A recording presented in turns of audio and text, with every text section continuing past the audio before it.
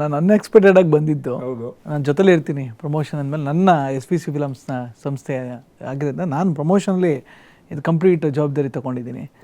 So ನೀವುಗಳು ಇಲ್ಲ ಒಂದು ಡಿಫ್ರೆಂಟಾಗಿ ಏನೋ ಮಾಡೋಣ, ನೀವು ಕೂತ್ಕೊಂಡಾಗ ನನ್ನ ವ್ಯೂ ಪಾಯಿಂಟಲ್ಲಿ ಹೆಂಗಿದೆ ಸಿನಿಮಾ, ಹೇಗೆ ತಗೊಂಡಿದ್ದಾರೆ ಅಂತ ಹೇಳಕ್ಕೆ ಅಂತ ಕೂತ್ಕೊಂಡಾಗ ನ್ಯಾಚುರಲ್ ಆಗಿ ಬಂದು ಹಂಗೇನೆ.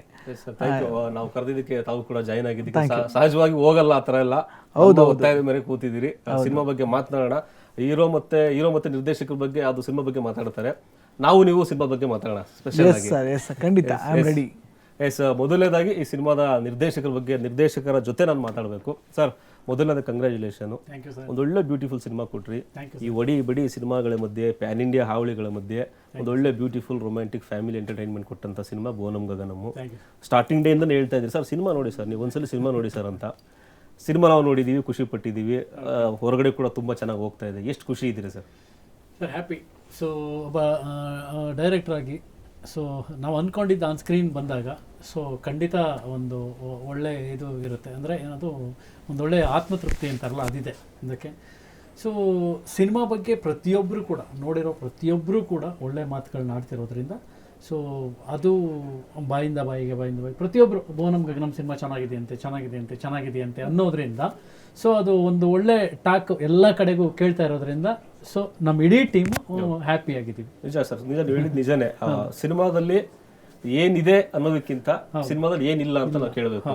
ಪ್ರತಿ ಸರ್ ನಿಮ್ಮ ನಟನೆ ಬಗ್ಗೆ ನಾವು ಮಾತನಾಡೋದಾದ್ರೆ, ನಾನು ಆಗ್ಲೇ ಹೇಳ್ತಾ ಇದ್ದೆ ಹೊರಗಡೆ ನಿಮಗೆ, ಸಿನಿಮಾ ನೋಡ್ಕೊಂಬಂದಾದ್ಮೇಲೆ ನಾವು ಈ ಥರ ಎಲ್ಲ ಟ್ರೈ ಮಾಡ್ತಾ ಇದ್ದೆ. ನಾನು ನಿಮ್ಮ ಥರ ಆ್ಯಕ್ಟಿಂಗ್ ಮಾಡೋಕ್ಕೆ ಆಗುತ್ತಾ ನಮ್ಮ ಕೈಯಲ್ಲಿ ಅಂತ ಟ್ರೈ ಮಾಡಿದ್ದು ಉಂಟು. ಥಿಯೇಟ್ರಿಂದ ಆಚೆ ಬರಬೇಕಾದ್ರೆ ನಿಮ್ಮ ನಟನೆ ನೋಡಿ, ಪ್ರಮೋದ್ ಸರ್ ಅವರ ನಟನೆ ನೋಡಿ ಇಡೀ ಫ್ಯಾನ್ಸ್ ಅಥವಾ ಆಡಿಯನ್ಸು ತುಂಬ ಇಷ್ಟಪಟ್ಟಿದ್ದಾರೆ. ಎಷ್ಟು ಖುಷಿ ಇದೆ ನಿಮಗೆ ಅನ್ನೋದು? ಖುಷಿ ಇದೆ ಆಬ್ವಿಯಸ್ಲಿ. ಈ ಥರ ಪಾತ್ರವನ್ನು ಟ್ರೈ ಮಾಡಿದಾಗ ಆ ಪಾತ್ರ ಎಲ್ಲರಿಗೂ ಇಷ್ಟ ಆಗಿ ವರ್ಕ್ ಆಗಿದೆ ಅಂತ ಹೇಳಿದಾಗಲೇ ಖುಷಿ ಇದೆ. ಬಿಕಾಸ್ ಯೂಶ್ವಲ್ ಪಾತ್ರ ಅಲ್ಲ, ಅಂದರೆ ನಾನು ಸೊ ಏನೋ ಒಂದು ಎಕ್ಸ್ಪೆರಿಮೆಂಟ್ ಡೈರೆಕ್ಟರ್ ಜೊತೆ ಸೇರಿ ಮಾಡಿರುವಂಥ ಪಾತ್ರ ಆಗಿರೋದ್ರಿಂದ ತೀರಾ ಕನ್ಫ್ಯೂಷನ್ ಇತ್ತು. ಅದು ಹೇಗೆ, ಅದರ ರಿಸೆಪ್ಷನ್ ಹೇಗಿರುತ್ತೆ, ಜನ ಹೇಗೆ ಇಷ್ಟಪಡ್ತಾರಾ ಇಲ್ವೋ, ಅಥವಾ ರೀಚ್ ಆಗುತ್ತಾ ಇಲ್ವೋ, ಕಾಮಿಡಿ ಪಂಚ್ ಆಗುತ್ತೋ ಇಲ್ವೋ, ಅಥವಾ ಇಮೋಷ್ನಲ್ ಸೀನ್ಸ್ ಅವರಿಗೆ ಟಚ್ ಆಗುತ್ತೋ ಇಲ್ವೋ ಅನ್ನೋದು ಬಹಳ ಕನ್ಫ್ಯೂಷನ್ ಇತ್ತು. ಬಟ್ ಜನ ಅದಕ್ಕೆ ರೆಸ್ಪಾಂಡ್ ಮಾಡಿರೋ ರೀತಿ ನೋಡಿ ಬಹಳ ಖುಷಿಯಾಗಿದೆ. ಒಂಥರ ಅದೇ ಒಂದು ಸ್ಯಾಟಿಸ್ಫ್ಯಾಕ್ಷನ್ ಅದು. ಹಾಗೆ ನಿಮ್ಮ ಆ್ಯಕ್ಟಿಂಗ್ ಬಗ್ಗೆ ತುಂಬ ಜನ, ಇನ್ಫ್ಯಾಕ್ಟ್ ಪ್ರಮೋದ್ ಅವರೇ ಹೊಗಳ್ತಾ ಇದ್ರು. ನಾವು ಬಿಫೋರ್ ಇಂಟರ್ವ್ಯೂ ಮಾಡೋದಕ್ಕೆ ಕೂಡ ನನ್ನ ನಟನೆಗಿಂತ ಪ್ರಮೋದ್ ಅವ್ರ ಆ್ಯಕ್ಟಿಂಗ್ ತುಂಬ ಅದ್ಭುತವಾಗಿದೆ, ನೀವು ನೋಡಿ ತೆರೆ ಮೇಲೆ ನೋಡಿ ಅಂತ ಇನ್ಫ್ಯಾಕ್ಟ್ ಖುಷಿ ಪಟ್ಟಿದ್ದು ಉಂಟು. ಹೆಂಗೆ ತಯಾರಿ ಇತ್ತು ಸರ್ ಅನ್ನೋದು ನಾವು ಬಿಫೋರ್ ಮಾತಾಡಿದ್ರ ಬಗ್ಗೆ. ಸಿನಿಮಾ ನೋಡಿದ್ಮೇಲೆ ಬೇರೆ ಕ್ವಶನ್ಸ್ ನಮಗೆ ಫಾರ್ಮ್ ಆಗುತ್ತೆ. ನೀವು ಹತ್ರ ಕೈಯಲ್ಲಿ ಅಂದ್ಕೊಂಡು ನಾಲಿಗೆ ಎಲ್ಲ ಆ ಥರ ಮಾಡಿಕೊಂಡು ಅದು it's a basically challenge. In fact ಒಪ್ಸೋದು ಕಷ್ಟ ಸರ್ ಆಡಿಯನ್ಸ್ಗೆ. ನಾವು ಮಾನಸಿಕನಾಗೋ ಅಥವಾ ಮುಗ್ಧನಾಗಿ ಆ್ಯಕ್ಟಿಂಗ್ ಮಾಡೋದನ್ನು ಒಪ್ಸೋದು ಕಷ್ಟ ಇದೆ. ಸೊ ಆ ಚಾಲೆಂಜನ್ನು ತಗೊಂಡು ನೀವು ಹೆಂಗೆ ರೀಚ್ ಮಾಡಿದ್ದು ಅನ್ನೋದು? ಇಲ್ಲ, ಅಂದರೆ ಮೊದಲು ಅದರ ತಯಾರಿ ಮಾಡುವಾಗ ಒಂದಷ್ಟು ಡೌಟ್ಸ್ಗಳಿತ್ತು. ಇದು ರೀಚ್ ಅಂದರೆ ಆಗುತ್ತಾ ಇಲ್ವೋ ಅನ್ನೋದು. ವೀಡಿಯೋಸ್ ಎಲ್ಲ ಮಾಡಿದ್ದೆ, ಎಲ್ಲರಿಗೂ ಕಳಿಸ್ತಾ ಇದ್ದೆ.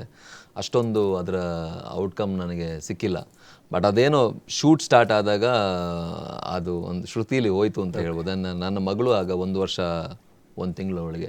ಸೊ ಹಂಗಾಗಿ ಅದರಲ್ಲಿ ಏನೇ ಮ್ಯಾನರಿಸಮ್ ಇದ್ರೂ ಕೂಡ ಅದೆಲ್ಲ ನನ್ನ ಮಗಳು ಯಾವ ರೀತಿ ಮಾಡ್ತಾಯಿದ್ಲು ಅದೇ ರೀತಿ ನಾನು ಮಾಡ್ತೆ. ಬಿಕಾಸ್ ಅದು ಸ್ವಲ್ಪ ಮಗುವಿನ ಒಂದು ಮನಸ್ಸಿರುವಂತಹ ಪಾತ್ರ ಆಗಿದ್ದರಿಂದ, ನನ್ನ ಮನೆಯಲ್ಲೇ ಮಗು ಇದ್ದಿದ್ದರಿಂದ ನನಗೆ ಬಹಳ ಸುಲಭ ಆಯಿತು. ಸೊ ಮನೆಯಲ್ಲೇ ಟೀಚರ್ ಇದ್ದರು, ಸೊ ಅವರೇ ಹೇಳ್ಕೊಟ್ಟಿದ್ದು. ಅವ್ರು ಏನು ಮಾಡ್ತಿದ್ರು ಅದನ್ನೇ ನಾನು ಡೈಲಾಗ್ ಒಂದು ನಾನು ನನ್ನ ಇದರಲ್ಲಿ ಹೇಳ್ತಿದ್ದೆ ವಿನಃ ಎಕ್ಸ್ಪ್ರೆಷನ್ನು, ಐಸು, ನಡೆಯೋ ರೀತಿ, ಕೈ ಇರೋ ರೀತಿ, ಬಾಡಿ ಲ್ಯಾಂಗ್ವೇಜು ಎಲ್ಲವನ್ನು ನಾನು ಅವಳು ಹೆಂಗೆ ಮಾಡ್ತಿದ್ಲೋ ಎಲ್ಲ ಕಾಪಿ ಮಾಡಿದ್ದಷ್ಟೇ.